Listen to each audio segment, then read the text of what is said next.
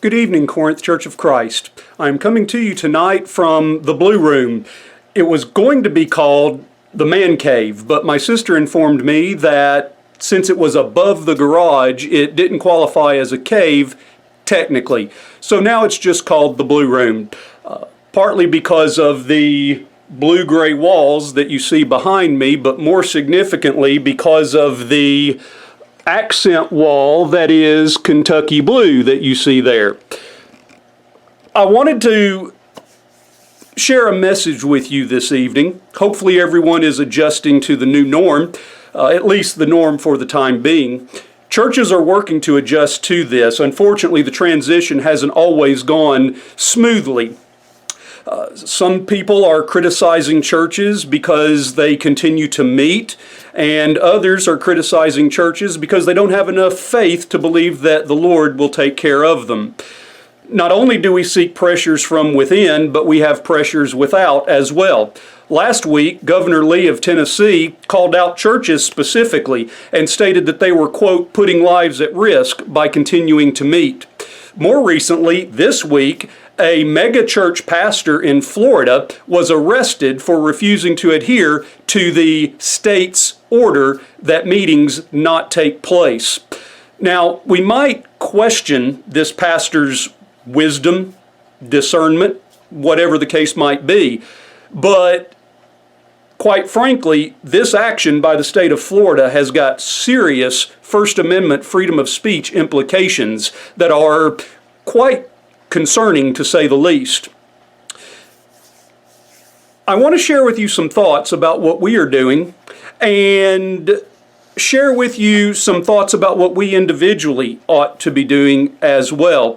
First of all, every Wednesday and Sunday night, I am providing Bible studies or devotionals for you to take and incorporate into your daily life as a Christian, even though we can't meet together at this particular time.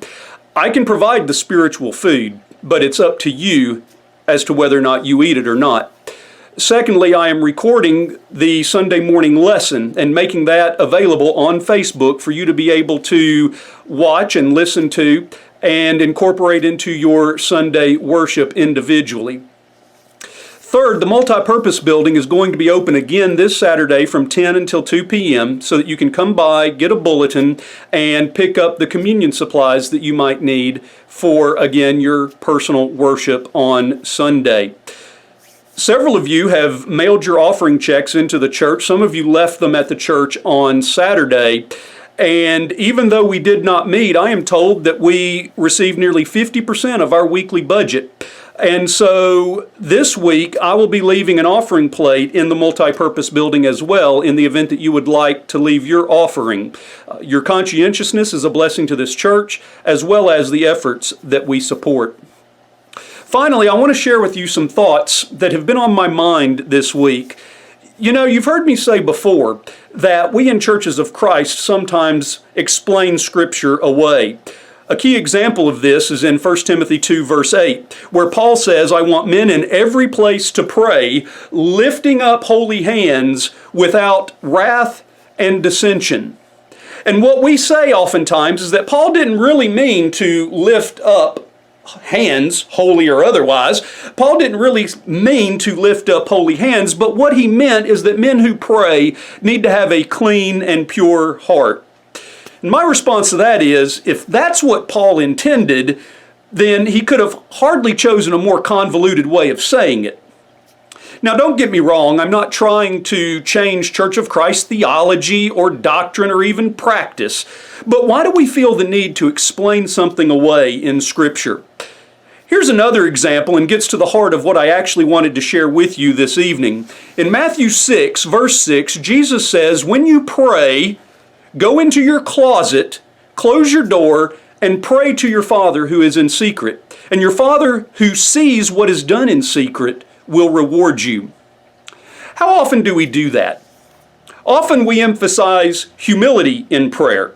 And in verse 5, Jesus mentions the Pharisees, the hypocrites, who offered lofty prayers so that they may be seen by men. And so we talk about humility. We talk about not praying to be seen by men. But rarely do we talk about going into our closet and praying. But what if we actually did that?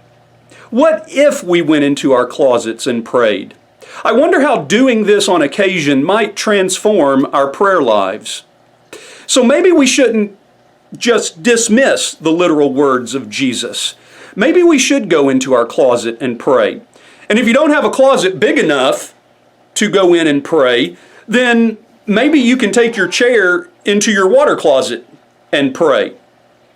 Regardless, now more than ever, we need to be praying for our church. We need to be praying for our church families. We need to be praying for our community, for our state, for our nation, and for the entire world. These are definitely frightening and challenging times. And maybe, just maybe, the best place for us to offer those prayers is in the dimness and solitude of our closets. I hope y'all have a blessed and highly favored evening. I look forward to the time when we can see each other again. And until then, you can expect to continue to hear from me.